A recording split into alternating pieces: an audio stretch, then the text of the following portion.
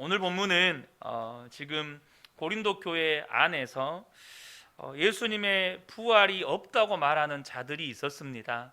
그들을 향하여서 사도 바울의 어떻게 보면 부활의 확실성에 대한 답변이라고 할 수 있겠습니다. 먼저 12절을 보겠습니다. 그리스도께서 죽은 자 가운데서 다시 살아나셨다 전파되었거늘 너희 중에서 어떤 사람들은 어찌하여 죽은 자 가운데서 부활이 없다 하느냐. 많은 고린도 교회 성도들 가운데 일부는 예수님이 부활하지 않았다, 죽은 자 가운데에서 사람이 살아나는 일은 결코 있을 수 없다, 그래서 예수님도 절대 부활은 있을 수 없다라고 주장하는 사람들이 있었습니다. 사도 바울은 예수님의 부활이 없다고 말하는 자들에게 만약이라는 가정을 통해서 예수님의 부활이 없다면 기독교 신앙이 어떻게 되는 것인지를 설명하면서 부활의 확실성을 역설적으로 지금 강조하면서 부활을 설명을 하고 있습니다. 먼저 개괄적으로 사도 바울이 만약 예수님의 부활이 없다면 기독교 신앙이 어떻게 되는지를 지금 말하고 있는데요. 크게 7가지 내용을 그냥 간단하게 개괄적으로 성경 본문을 보면서 바로바로 말씀을 드리겠습니다. 사도 바울이 처음으로 이야기하는 건 뭐냐면 만약에 예수님의 부활이 없다면 예수님이 죽음을 이기고 승리한 게 아니라는 것입니다. 13절과 16절을 보면요, 만일 죽은 자의 부활이 없으면 그리스도도 다시 살아나지 못하셨으리라. 16절도 동일하게 만일 죽은 자가 다시 살아나는 일이 없으면 그리스도도 다시 살아나는 일이 없었을 터이요. 이 말은 뭐죠? 예수님이 여전히 죽은 채로 계신 것이다, 이렇게 말하는 거예요. 이 말은 예수님은 죽음을 이긴 게 아니고, 죽음을 이기고 승리한 것이 아니고, 사망 권세를 이긴 것이 아닌 게 되는 겁니다. 여러분, 이 한 가지만 말해도 이미 기독교 신앙은 완전히 부정돼 버리는 거죠. 이 한 가지만으로도 여러분 기독교 신앙 자체가 무너지는 겁니다. 두 번째는 사도 바울이 하는 이야기가 뭐냐면 복음을 전하는 일이 시간 낭비라는 거예요. 14절에 보면 그리스도께서 만일 다시 살아나지 못하였으면 우리가 전파하는 것도 헛것이요 라고 말을 합니다. 그러니까 무엇보다도 이방인에게 복음을 전하게 하시려고 이방인의 사도로 부르심을 받은 사도 바울의 남은 삶이 이방인들에게 복음을 전하는 것이 전부잖아요. 그런데 오늘 본문에서 헛것이라는 표현을 사용하는데 이것은 문자적으로 비어있다라는 의미를 가지고 있습니다. 그러니까 예수님의 부활이 없으면 기독교가 선포하는 복음에는 남는 게 없다는 거예요. 부활을 빼버리면 복음이라는 것 자체의 내용이 싹 빠져버리는 거예요. 그래서 사도 바울은 무슨 일을 하는 거죠? 헛일을 한 게 된 겁니다. 아무런 의미도 없는 일, 아무런 가치도 없는 일, 아무런 쓰잘데없는 일을 사도 바울은 일생 동안 하게 된 것입니다. 그래서 복음 전하는 일이 시간 낭비하는 일이라는 거죠. 세 번째는 14절 하반절을 보면 이렇게 표현이 되어 있는데요, 너희 믿음도 헛것이며 이렇게 됩니다. 이 말은 우리의 믿음의 모든 근거가 사라진다는 의미가 되는 겁니다. 믿음은 복음, 곧 하나님의 말씀을 들음에서 납니다. 그래서 따라서 이 믿음이라고 하는 것은 우리가 전파하는 것에 근거합니다. 그러니까 우리가 들은 그 말씀에 근거하는 거예요. 그러니까 믿음이라고 하는 것은 나 자신이나 혹은 어떤 사람들을 바라봄으로써 생기거나 성장하는 게 아닙니다. 오직 믿음은 예수님의 십자가와 부활이 내게 실제가 되고 내게 그것이 내 삶의 인격적인 만남이 될 때 믿음이 생기고 유지되고 성장이 되는 겁니다. 근데 제가 지난번에도 말씀을 드렸지만 부활이 없으면 십자가 죽음도 의미가 없어지고 십자가 죽음이 없으면 부활도 의미가 없어지는 거예요. 그러니까 이 두 가지 중에 한 개만 없어져도 여러분 복음은 복음이 아니게 되는 겁니다. 다시 말하면 우리의 믿음은 우리가 들은 그 복음 혹은 우리가 그 전한 복음에 근거를 하는데 만약에 부활이 없으면 그 근거가 사라지는 겁니다. 우리의 믿음에 근거가 없어지는 거예요. 그러면 우리의 믿음이 아무런 의미가 없게 되는 것입니다. 네 번째 15절을 보면요, 우리가 또 하나님의 거짓 증인으로 발견되리니라고 말씀을 하시죠. 이 말은 무슨 말이냐면 하나님이 사기꾼이다 이 말입니다. 쉽게 말하면 이게 무슨 말이냐면 하나님의 거짓 증인으로 발견된다 이 말을 하는데요. 사도 바울은 한 번도 자신이 전한 복음이 자신이 스스로 꾸며내거나 지어낸 이야기라고 말한 적이 없습니다. 그러니까 사도 바울이 사도가 된 것은 예수님이 부르신 것이고, 그래서 언제나 사도 바울의 서신서를 보면 예수 그리스도의 사도된 바울 혹은 예수 그리스도의 종된 바울이라고 소개를 합니다. 그러니까 자신이 사도된 건 예수님이 불러서 사도가 된 것이고, 자신이 전한 모든 복음은 예수님께서 성령으로 말미암아 계시해 주신 겁니다. 그러니까 자기를 부르신 분도 하나님이시요 자기가 전해야 될 그 복음도 하나님이 주셨는데, 하나님이 자신에게 전하라고 하는 그 복음의 실체인 부활이 빠져버리면 뭐가 되는 거죠? 하나님 사기꾼 되는 겁니다. 이런 의미예요. 그러니까 신성 모독적인 용어를 사용해 가면서까지도 지금 사도 바울은 부활이 확실하다는 것을 이야기하고 있는 거예요. 17절을 보겠습니다. 17절을 보면 너희가 여전히 죄 가운데 있을 것이요 라고 말씀을 하죠. 이 말은 무슨 말이냐면 우리의 죄의 문제가 해결되지 않은 채 남아있게 된다는 의미입니다. 여러분, 예수님이 죽은 자 가운데서 살아나지 않으셨더라면 그것은 자기의 죄도 해결하지 못한 채 죽었다는 것을 의미하게 됩니다. 그래서 우리 인생의 최대의 난제인 죽음의 문제는 여전히 우리에게 남아있게 돼요. 여러분, 우리가 시편 말씀을 나누고 있는데요, 다윗이 이런 고백을 하죠. 30편 32편 1절에 허물의 사함을 받고 자신의 죄가 가려진 자는 복이 있도다. 이 말이 뭘까요? 여러분, 그 어떤 복이라고 해도 죄 사함 받고 죄가 가려진 것보다 더 큰 복이 없습니다. 근데 예수님의 부활이 없으면 우리는 우리의 죄가 여전히 우리에게 남아있게 되는 것이에요. 자, 18절을 보겠습니다. 18절에는 그리스도 안에서 잠자는 자도 망하였으리니 라고 말씀하죠. 이 말은 뭐냐면 죄의 문제가 해결되지 않는 문제로 남아있기 때문에 마찬가지로 죽음도 정복할 수 없는 두려움으로 남게 된다는 것입니다. 죄의 문제가 해결되지 않으면 절대 사망의 문제가 해결되지 않습니다. 왜죠?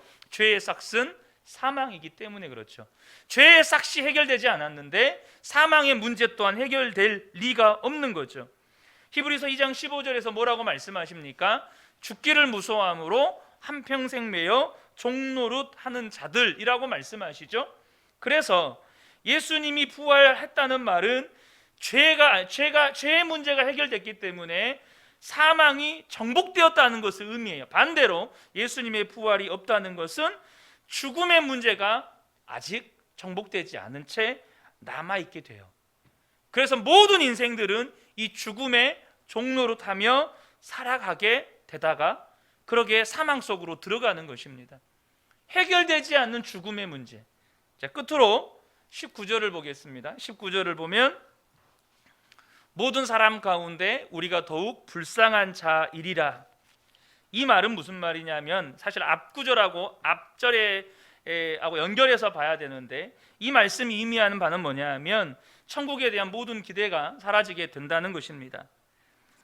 오늘 19절에 아까 방금 읽었지만 만일 그리스도 안에서 우리가 바라보는 것이 다만 이 세상의 삶뿐이면 이란 전제가 있어요. 그러니까 부활이 없으면 우리가 이 세상은 천국 자체가 없는 거죠. 그래서 우리에게 뭐가 사라지게 되는 겁니까? 천국에 대한 모든 기대와 소망이 사라지게 된다라는 것입니다. 사도 바울이 이렇게 만약이라고 하는 가정, 예수님의 부활이 없을 때에 우리 그리스도인들이 처하게 되는 이 말로 할 수 없는 이러한 상황들, 만약이라는 가정에 의해서 이렇게 이야기하는 이유가 뭐냐면 부활은 분명하고 확실하다는 것을 설명하기 위해서 이 말씀을 하는 겁니다. 자, 그런데요, 제가 오늘 이 말씀을 쭉 읽으면서 제 눈을 사로잡았던 구절이 있습니다. 그건 조금 이따 더 나누기로 하고요.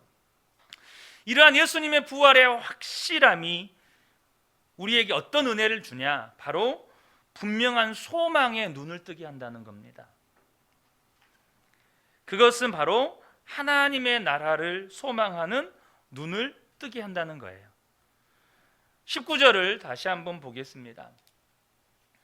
만일 그리스도 예수 안에서 우리가 바라는 것이 다만 이 세상의 삶뿐이면 모든 사람 가운데 우리가 더욱 불쌍한 자이리라 라고 말씀합니다. 자, 12절부터 18절까지요. 예수님의 부활에 관하여서 이야기를 할 때 어떤 표현을 쓰냐면 그리스도께서 다시 살아나신 일이 없으면이라는 것과 유사한 표현들을 반복해서 써요.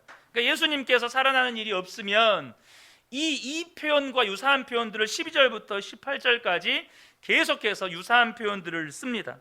그러니까 당장 12절도 그리스도께서 죽은 자 가운데서 다시 살아나셨다 전파되었거늘, 13절에도 그리스도께서 다시 살아나지 못하셨으리라, 14절에도 그리스도께서 만일 다시 살아나지 못하셨으면, 15절 마지막에도 그리스도를 다시 살리지 아니하셨으리라. 계속 이런 표현들을 반복해서 쓰거든요. 근데 유독 19절에 와서만큼은 그리스도께서 다시 살아나셨다라는 이러한 유사한 표현을 쓰지 않고 어떤 표현을 쓰냐면 우리가 바라는 것이 다만 이 세상의 삶뿐이면 이라는 표현을 씁니다. 자, 이 표현은 지금 예수를 믿는, 예수 그리스도의 부활을 믿는 믿음의 사람들이 이 세상의 삶만을 바란다는 겁니까? 그 이상의 것들을 바라고 소망한다는 겁니까? 그 이상의 것들을 바라고 소망한다는 것을 의미하는 거죠. 그러니까 이것은 무엇을 우리에게 이야기해 주냐면 예수 그리스도의 부활은 우리로 하여금 그것을 믿는 자들에게 이 세상의 삶이 아니라 영원한 하나님 나라의 소망에 눈을 뜨게 만들어준다는 의미를 담고 있어요. 사랑하는 성도 여러분, 예수님의 부활의 확실함이 이 십자가 복음을 받아들이고 예수님을 나의 주님으로 받아들인 사람들로 하여금 새로운 소망에 눈을 뜨게 만들어주는데 그것이 바로 하나님 나라에 대한 소망이라는 거예요.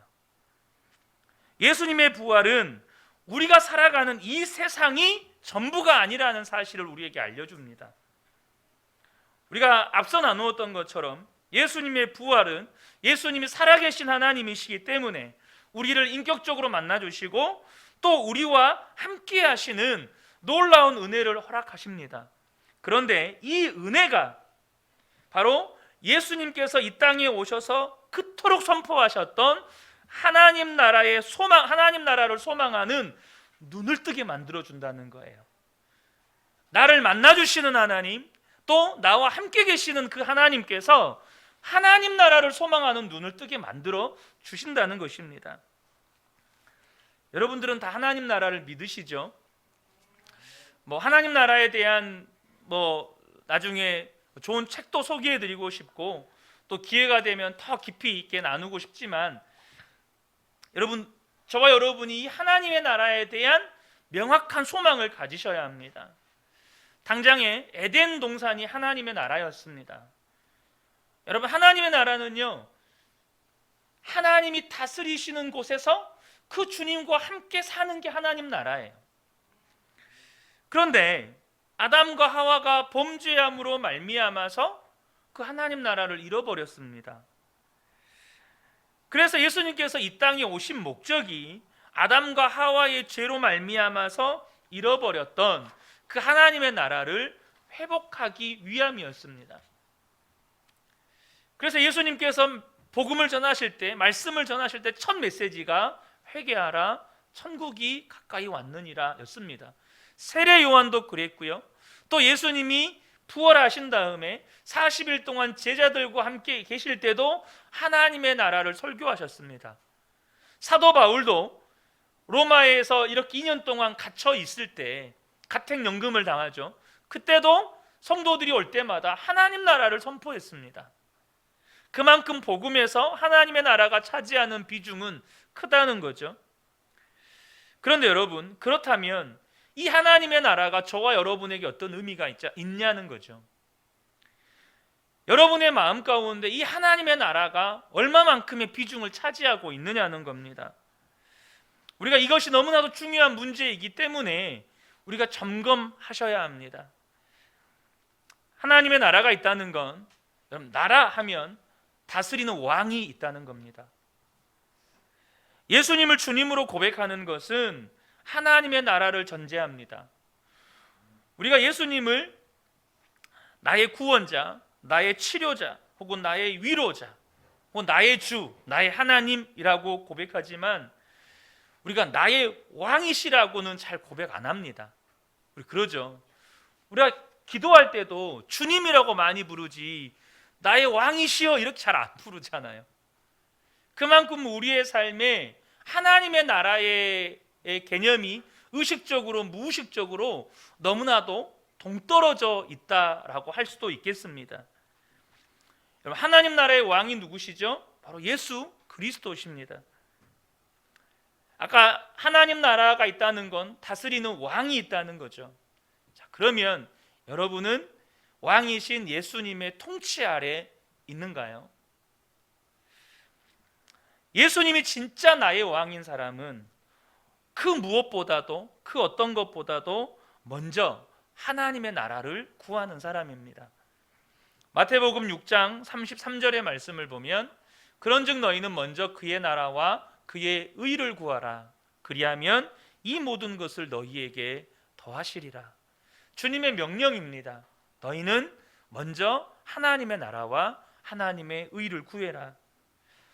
우리가 이 세상을 살 때 이 세상에서 열심히 사는 것에 대해서 굉장히 긍정적인 평가, 좋은 평가를 내립니다. 그러니까 예를 들면 우리 아이들이 열심히 공부하는 것, 또 여러분 자녀들이 열심히 직장 생활하는 것, 그래서 심지어 직장에서 잘 승진하는 것, 또 열심히 사업에서 돈을 잘 버는 것, 다 중요하다고 생각하고 그렇게 열심히 하고 하는 것들에 대해서 우리는 잘 살고 있다고 긍정적인 평가를 내립니다. 그런데요, 당장 저부터 하나님의 나라를 위해 제가 산다고 했을 때 저희 어머니는 걱정부터 하시더라고요. 제가 하나님이 부르셔서 이제는 주의 종의 길을 가야겠습니다 라고 말을 했을 때 당장 저희 어머니부터 걱정을 하세요. 먹고는 살까? 이 걱정을 하시는 거예요. 왜 그런 생각들을 가질까요? 여러분 자녀가 혹시 어머니 아버지 저 선교사로 가야 될 것 같습니다. 하나님이 저를 부르십니다. 더 이상 미루면 안 될 것 같습니다. 갑자기 폭탄 선언인가요? 하여튼 그런 선언을 했다고 가정을 해보자고요. 그럼 여러분 어떤 마음 드십니까? 정말 잘했다. 진짜 하나님이 네 앞길 축복하실 것이다. 이렇게 하는 것보다 그날부터 밤잠 못 이루실 분들이 계실 것 같은데요. 우리 안에 하나님 나라를 위해서 살겠다고 하면 마음 가운데 걱정이 자리 잡습니다. 그 이유는 뭐냐면 우리 안에 하나님 나라가 불분명하기 때문입니다. 우리 안에 하나님의 나라가 확실하게 느껴지지 않고 하나님의 나라가 확실하게 믿어지지 않기 때문이에요.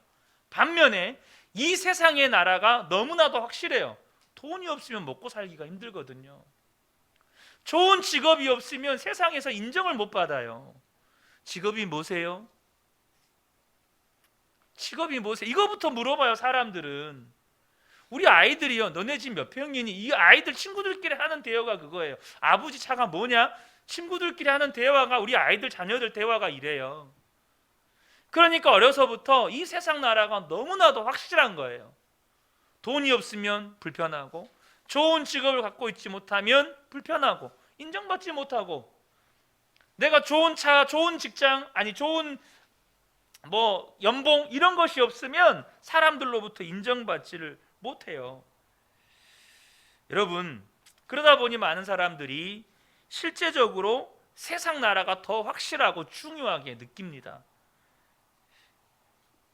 여러분, 정말 우리가 가지고 있는 이 연약한 믿음처럼 세상 나라가 하나님 나라보다 더 확실할까요? 더 분명할까요? 한번 여러분 이 질문에 대해서 한번 곰곰이 생각해 보세요. 사람이, 여러분의 자녀가 열심히 공부해서, 그래서 공부를 잘하면, 그래서 소위 명문대학교 가면 훌륭한 사람 됩니까? 여러분 자녀가 열심히 사업하고 직장생활 잘해서 빠르게 승진하고 정말 돈 많이 벌어서 부자가 되면 잘 삽니까? 사람이 인기와 명예를 얻고 사회적으로 성공하면 행복해집니까? 사실 그렇지가 않아요. 이것은 무엇을 말해주냐면 세상처럼 불확실한 것이 없다는 겁니다. 반면에 여러분, 하나님의 나라는 많은 성도님들이요 그냥 뜬구름 잡는 이야기처럼 들어요. 눈에 보이지도 않는다고 생각을 해요. 그러나 실제로는 하나님의 나라는 확실합니다. 제가 한번 새벽 예배 설교 때도 이 예화를 말씀을 드렸는데요, 서울대 법대 교수이신 권오승 장로님의 이야기입니다. 이분은 나이 40이 넘어서 예수님을 믿고 충격을 받았대요. 그 이유가 뭐냐면 교회에 와 보니까 목사님들이 계시잖아요. 근데 목사님들 다 보니까 자기보다 공부도 많이 못했고 사회적으로 성공한 분들도 아니에요.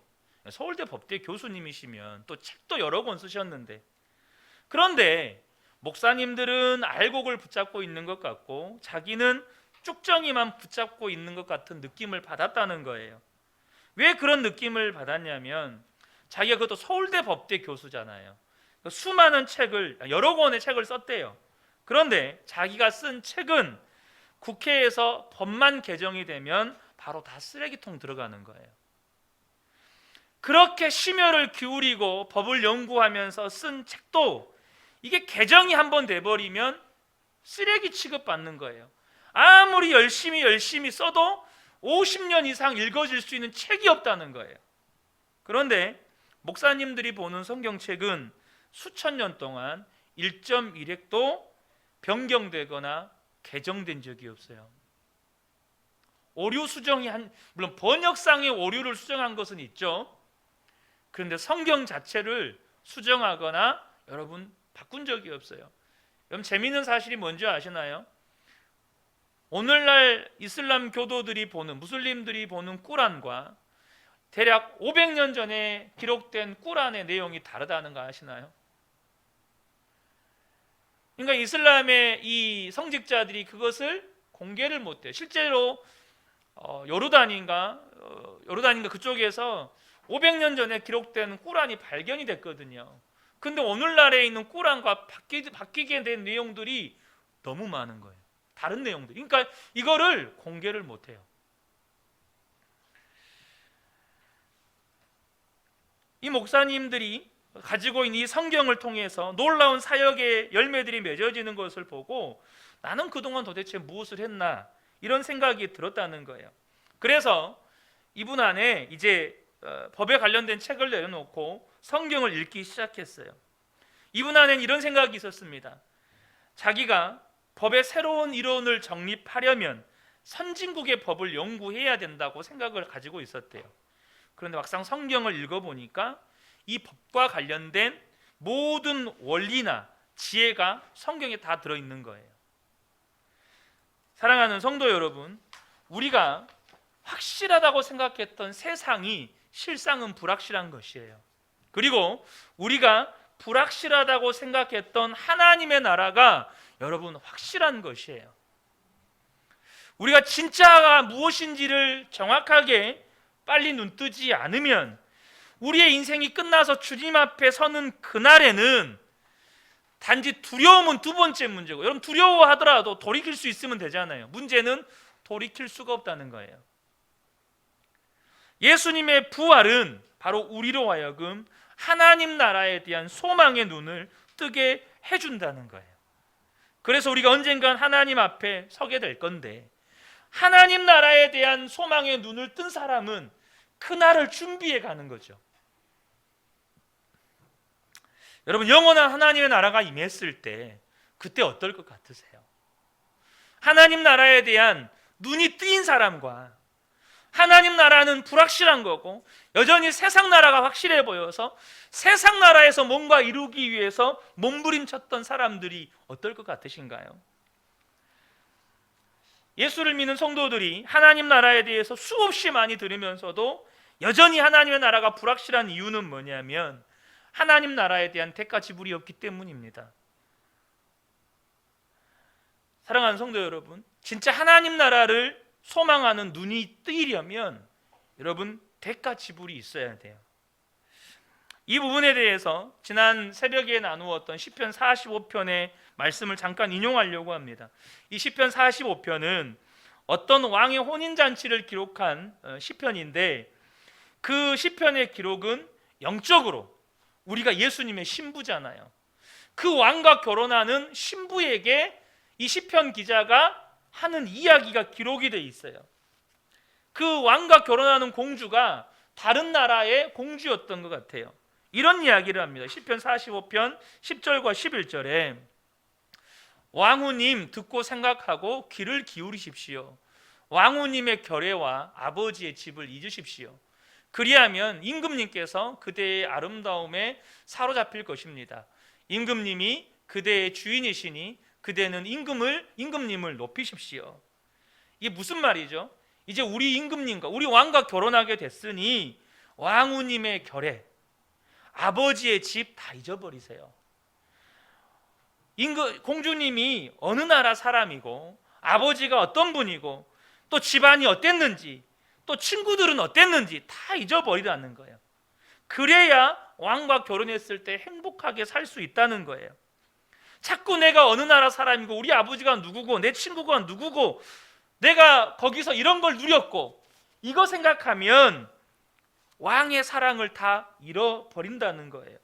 여러분 보세요. 자꾸 딴 사람 생각하는 신부를 어떻게 신랑이 사랑할 수가 있어요? 그렇지 않을까요? 자꾸 딴 남자 생각하는 신부를 어떤 신랑이 사랑을 합니까?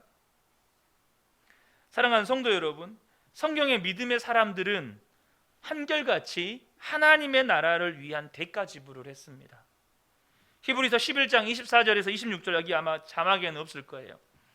제가 읽어드리겠습니다. 믿음으로 모세는 장성하여 바로의 공주의 아들이라고 칭함받기를 거절하고 모세가 지불한 대가 지불입니다. 바로의 공주의 아들이라고 칭함받기를 거절했습니다. 이것은 파라오의 권력 세습권자의 위치를 내려놓았다는 겁니다. 당시의 애굽은 최강대국이었습니다. 그곳에서 왕이 될 수 있는 여러분 권력 세습할 수 있는 기회를 발로 찼다는 거예요. 도리어 하나님의 백성과 고난받기를 잠시 죄악의 낙을 누리는 것보다 더 좋아하고 그리스도를 위하여 받는 수모를 애굽의 모든 보화보다 더 큰 재물로 여겼으니 이는 상 주심을 바라봄이라. 믿음으로 애굽을 떠나 왕의 노함을 무서워하지 아니하고 곧 보이지 아니하는 자를 보는 것 같이 하여 참았으며. 그러니까 모세가요 대가 지불이 되니까 보이지 않은 하나님이 보이는 것 같이 사라지더라는 거예요. 하나님이 보이지 않는데 그 하나님이 보이는 것처럼 사라지는 거예요. 실제로 모세는 하나님의 영광을 대면한 사람이죠. 대가 지불이 있으니까 그의 삶 속에서 보이지 아니하는 하나님 나라를 보는 것처럼 살게 되어지고 보이지 아니하는 하나님의 영광을 대면하면서 그 보이지 않는 하나님을 보는 것처럼 사라지는 거예요. 대가 지불이 되니까. 우리가 예수님의 신부잖아요. 예수님이 우리의 왕이십니다. 그럼에도 불구하고 하나님 나라의 영광을 경험하지 못하는 핵심적인 이유 가운데 하나가 아직도 세상에 놓지 못하고 잊지 못하는 게 있기 때문이라는 것이죠. 우리가 하나님 나라 백성이고 하나님 자녀라고 하면서 여전히 우리의 마음 안에는 세상에서의 성공을 바라는 마음이 있습니다. 세상에서 잘 되면 좋겠고 부자가 되면 좋겠고 성공하면 좋겠고 내가 원하는 대로 이루어졌으면 좋겠고 하나님은 그것을 버려야 하나님 나라의 소망에 눈이 떠진다는 거예요. 사랑하는 성도 여러분, 이 말씀이 불편하다면 부활하셔서 살아계신 예수님을 아직 인격적으로 만나지 못한 거예요. 예수를 믿고도 진짜 예수 믿는 자가 누리는 축복인 하나님 나라를 모르는 것입니다. 혹시 하나님의 나라를 먼저 생각하고 예수님이 왕이시라는 고백을 하고 그 예수님의 통치 아래 살라는 이 말을 들을 때 우리의 마음 가운데 두려움이 있거나 주저함이 있거나 부담감이 있다면 아직 진짜 예수 믿는 축복이 무엇인지를 잘 모르는 겁니다. 한번 우리가 영적인 상상력을 동원해 볼 필요가 있어요. 주님 다시 오신다고 말씀하셨고 이 세상 나라는 다 사라지고 하나님께서 이 세상 나라를 새 하늘과 새 땅으로 다시 다 만드신다고 하셨어요. 자, 그날에 우리 눈앞에서 온 우주가 새로운 창조를 맞이하게 되면서 정말 신부가 신랑을 위하여 새로 단장하는 것처럼 새로운 창조가 온 우주에 이루어질 것이고 그것을 우리가 눈으로 직접 목도하게 될 건데 그날에 우리가요 세상에서 성공하고 세상에서 잘 먹고 잘 살고 세상에서 인기와 명예를 얻고 내 꿈을 이루기 위해서 내 일생을 바친 그것이 자랑이 될까요? 후회가 될까요? 반대로 이 앞에서 나열한 모든 것들 내려놓고 왕이신 예수님의 통치 아래서 그렇게 하나님 나라와 하나님의 의를 구하면서 살았던 그것은 자랑이 될까요? 후회가 될까요? 너무나도 명확한 여러분 질문 아닙니까? 여기에 뭔가 계산이 필요합니까? 저는 우리 모든 성도님들이 하나님 앞에서 자랑하실 수 있는 선택을 하게 되시기를 축복합니다. 하나님 앞에서 자랑할 만한 선택. 인도의 선교사셨던 스탠리 존스 선교사님이 2차 세계대전이 끝나고 독일에 가서 독일 목사님들을 대상으로 하나님 나라에 대한 설교를 하셨습니다. 그런데 한참 설교를 하는데 이 독일 교회 목사님들이 주먹으로 책상을 치면서 설교를 들으셨습니다. 설교하는데 주먹으로 책상을 쿵쿵 치면 얼마나 마음이 불편해요. 내가 뭔 설교를 잘못했다냐 이런 생각을 하죠. 그런 불편한 마음으로 설교를 마쳤습니다. 그리고 설교가 끝나고 목사님들께서 선교사님께 이런 말을 했다고 합니다. 이거였는데 하나님 나라에 대한 신앙의 기초만 우리가 분명하게 가지고 있었다면 히틀러에게 이렇게 독일 전 국민이 미혹되어서 이 지경이 되지는 않았을 텐데 독일 히틀러가 범게르만주의라고 하는 독일 이 나치즘을 그냥 설파하면서 온 독일 민족들을 미혹할 때 수많은 기독교 신앙인들이 하나님 나라에 대한 신앙이 없으니까 거기에 다 미혹돼서 넘어가는 거예요. 전 세계를 전쟁의 포화 속으로 집어넣고 수천만 명이 죽어가는 거죠. 그것 때문에 마음이 너무나도 원통해서 그렇게 책상을 치면서 설교를 들었다는 거예요. 사랑하는 성도 여러분, 저와 여러분이 이 밤에 하나님 나라의 소망에 눈을 뜨게 되는 은혜가 있으시기를 축복합니다. 예수님의 부활은 우리로 하여금 이 세상의 삶이 전부가 아니라 영원한 하나님 나라가 있다는 것에 눈뜨게 만들어준다는 거예요. 이 소망을 주님은 우리에게 주기를 원하시고 그것에 대한 눈을 뜨게 하기를 원하신다는 거예요.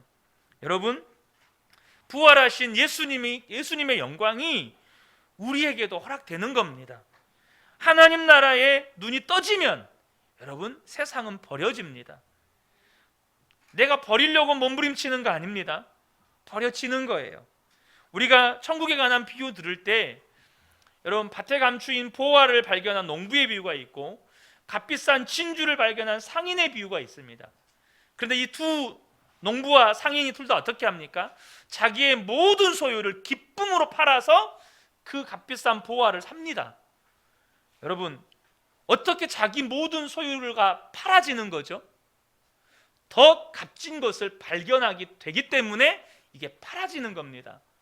여러분이 이 땅에 있는 거 버리려고 몸부림치지 않으셔도 돼요. 중요한 건 하나님 나라를 소망하는 눈이 뜨게 되면, 더 귀한 것이 발견되면, 여러분 내가 이 땅에서 이루려고 하는 그 무언가가 버려지는 거예요. 내려놔지는 겁니다. 여러분, 내게 있어서 생명과 같은 돈, 내게 있어서 생명과 같은 명예, 내게 있어서 생명과 같은 성공 어떻게 버립니까? 아까워서 못 버리죠. 그런데요, 더 좋은 걸 발견하면 버려지게 됩니다. 그러니까 여러분, 대가 지불이라고 하는 건 하나님이 눈뜨게 해주시면 버려지는 것이고, 버려지면 더욱더 선명하게 눈이 떠지는 거예요. 저는 이 밤에 오신 우리 모든 성도님들이 이것을 기도 제목 삼으시기를 축복합니다. 부활하신 예수님이 나의 왕이 되셔서, 그 예수님이 나를 통치하셔서 하나님의 나라를 누리며 사는 것이 얼마나 좋은 것인지를 보게 해달라고, 그것을 누리게 해달라고. 그러면 이 세상에 있는 어떤 것보다도 더 좋은 하나님의 나라가 내 눈앞에 펼쳐지면 여러분, 버려지는 겁니다. 그래서 저와 여러분의 삶이 더욱더 하나님 나라를 소망하는 눈이 더 열려지고 더 열려져서 우리가 주님 앞에 서는 그날에 자랑할 것이 많았으면 좋겠어요. 주님, 제가 주님 앞에 나의 삶을 드렸습니다. 주님께 나의 모든 것 다 드렸습니다. 이렇게 고백하실 수 있는 저와 여러분 되시기를 주님의 이름으로 축복합니다.